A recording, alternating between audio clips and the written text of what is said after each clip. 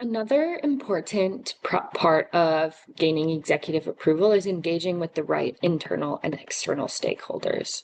So here you can see kind of a deep dive in what you need to consider for Scope 3.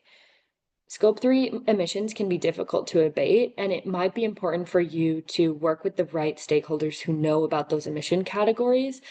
to make sure that you can understand what you need to do and what's possible for you to reduce those emissions. So for most companies, including the one in the example on the screen here, purchased goods and services make up a large share of your overall emissions. And so when thinking about the internal stakeholders that you would need to work with to reduce those emissions, you can see some example questions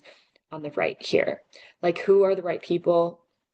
to contact about getting information into the largest Scope 3 categories? Maybe you have a large CMO supplier that most of your emissions are coming from, and you may need to work with that category manager specifically to understand that relationship and to see how you could work with that supplier to reduce those emissions, or if they have more sustainable options for you that you could potentially consider.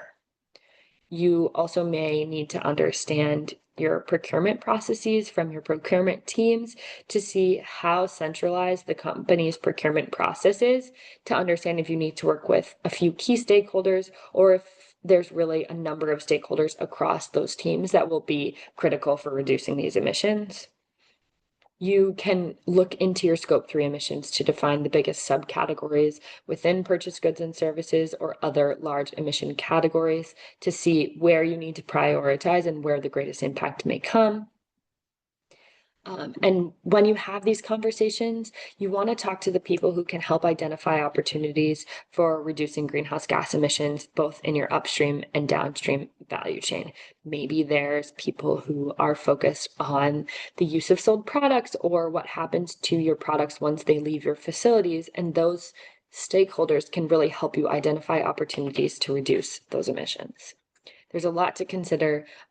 when engaging the right stakeholders, but Scope 3 is definitely one where you need to look specifically at your own organization and what's right for you.